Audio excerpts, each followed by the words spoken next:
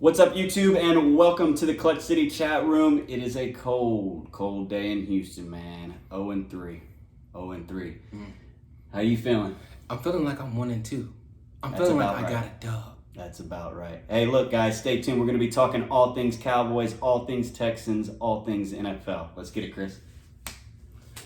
That would have been good, except you forgot to tell everybody it's the Clutch City chat room. Stupid.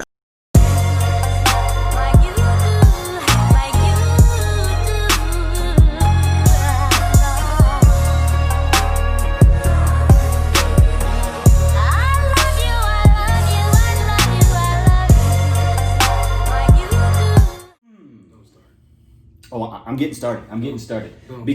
Because you told me the Cowboys were going to win this game 38-35. I did that? Yeah, that did. Oh, yeah. Oh, yeah. So go ahead and explain to me and the great folks at home why that didn't happen yet again. I'm all ears. One of these days, I want to wake up and say, I'm proud to be a Cowboy. I want to say, how about them Cowboys? But let me tell you what happened. Russell Wilson, Pete Carroll, making good decisions and capitalizing off our penalties, off our lackluster play in the first half, and situational play calling awareness whenever it means the most. Because the one thing you know what's going to happen, when we gave the ball back to Russell Wilson with 4 minutes left on the clock after scoring a field goal, you know what everybody knew? That's game. Everybody knew he was going to track down that field and score. That's game. Everybody That's an knew. MVP candidate. Everybody knew You it. cannot give Russell Wilson the ball in crunch time and say, go lose the game. He's gonna go win the game. Absolutely. I don't care who you got on defense. Absolutely. And I look at the Cowboys secondary and I'm like, hey, Trayvon Diggs is pretty good. I think he was a good draft pick. He's a ball hawk. Let's not go too far. He's a stud. Let's just we're 3 games in. He is already the best corner on the Cowboys. Well, that's not tough. Who's the second best? Who's your second best corner? That's not what we're talking about. Say it. I think Cheetah Bear Awuzie is actually better than Trayvon Diggs right now. I mean, apples to oranges, whatever. But my point is, That kid is gonna be the truth.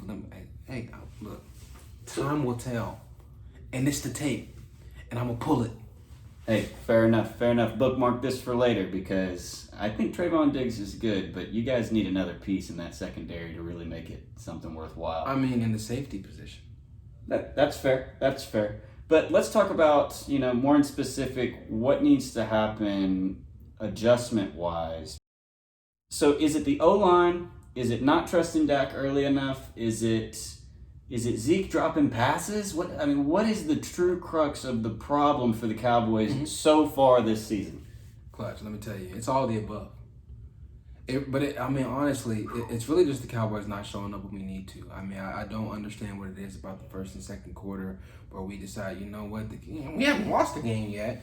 And it's like we're sitting around and then we wake up, we look up and we go, oh snap, we're down 14 points. I guess it's time to play, boys. And it's like, you go through this roller coaster, but you just see moments of greatness. You see back-to-back touchdowns. You see big plays over the middle where you hit Coop down the field for a 44-yard reception, and he makes a one-handed catch. But then you wonder, where is that the rest of the game?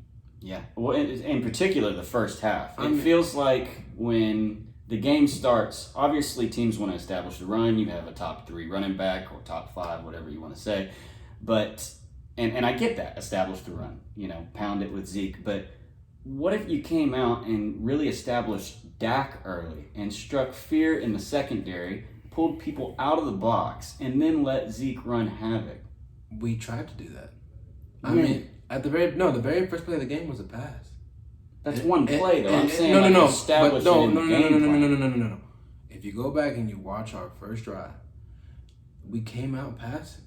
We actually didn't give it to Zeke until I think it was the second possession of the drive. And that's when we gave it to Zeke, and his first run was an 8-yard run right up the middle. Okay. And then we made the mistake of giving it back to Zeke right after that instead of switching up for the pass or maybe going with the play action. But it was 2 back-to-back Zeke plays. One went for 8 yards, and I think one was stopped in the backfield. And it kind of got us in a 3rd and 6 situation, which we converted with the pass.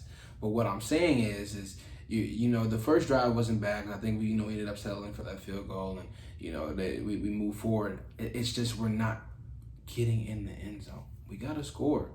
I think that's key. If we're able to get the ball and go score instantly, I think that gets that going. It gets it pumping. I think it gets the team behind us, because it's like we don't become alive until we score, and then once we score, we don't stop. And you have to keep everything in perspective. Obviously, this is a surging Seattle Seahawks team led by Russell Wilson. Yeah. Jamal Adams on the defensive side of the ball. Jamal Adams was out after the 2nd quarter. He was on the side cheerleading. Go team! Hey, fair enough. Hey, I'm not going to talk trash. Jamal Adams had nothing to do with this game. I think somebody's salty they didn't get Jamal Adams. Who? Exactly. Who that man? Exactly. Somebody call Earl Thomas. Anyway, I did have a question. I'm sure all the people at home want to know: should the Cowboys be worried about their O-line? Because whether you run or pass, you need a good O-line. And as a Texans fan, nobody knows this better than me. Yeah. Having one is a true crutch to the offense. I mean, absolutely, and I say that because you have our O-line in shambles, and you have Lyle Collins, which is pretty much the best. The updated news we heard today was that we don't know when he's coming back. They literally said, "Stop asking us. Doctors don't know." Mm-mm. I mean, he could need hip surgery, and so. Tragic. And then, besides that, our offense is just aging in general. I don't believe in our 2nd round draft pick, Connor Williams. He looks soft. He was never good in the beginning, and he's not good now. He's letting people through. He's not hustling to his spaces, and I just don't have faith in it. And, even though we do still have, some all-star players, available, they are aging as well. And I think it's only a matter of time before we back in the same position without a line. So I think it is time to hit the panic button. I think it's time to start drafting. I think it's time to start looking for the future, making some trades, figuring some things out. Because it's week 3 though. Let's slow your roll. Don't put the cart in front of the horse. There's a lot of season left to be I'm played. not saying we got to do it immediately, but if we don't, I think we're already behind the ball as far as being proactive. The good news is, and for all the Cowboys fans out there, your division is the only division without a team over 500, which means y'all are still in it. I'm not surprised. You have a team without a name. You've got the Giants, led by Jason Garrett and his play calling, which, that speaks for itself. And then, who's the other team in that division? Eagles. Right. Anyway. Carson Wentz. So that's the good news, is the season's not lost. In fact, I think you're still tied for first because nobody's above 500. So, at the end of the day, there's a lot of season left. Speaking of, I think you guys got the Browns up next. If y'all don't beat the Browns, this next video is going to be gold, y'all. This next video is about to be fire. We are going to beat the Browns. Not only are we going to beat the Browns, we're going to beat the Browns by at least 14 points. I see the final score being 28-10.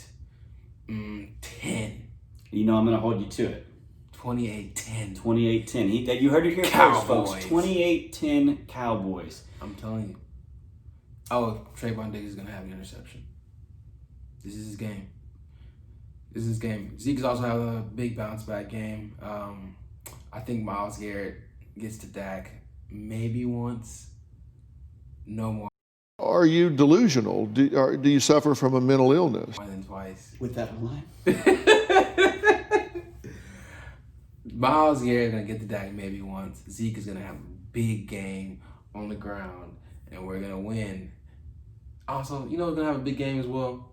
Your boy, CeeDee Lamb. I do like me some CeeDee Lamb. Obviously coming out of the Big 12, I think he's a pure talent, and I won't disagree with you there. Mm-hmm. I'm just saying, if you can't beat the Browns, then it is time to push the panic button for the Cowboys. I'm sorry. How many games have you guys won? Speaking of that, let's dive into the Texans and just what went wrong against the Pittsburgh freaking Steelers. Let's get it.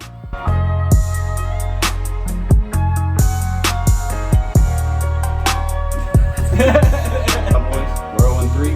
Y'all are 1-2. We're gonna talk. Fuck me. Welcome to the Clutch City chat room. It is your boy Chris with Clutch Boy Austin here. We are here to. What is up, everybody? It is a cold day in Houston. My boys came so close to the dub. You are here with Chris. This is my boy Clutch Boy Austin.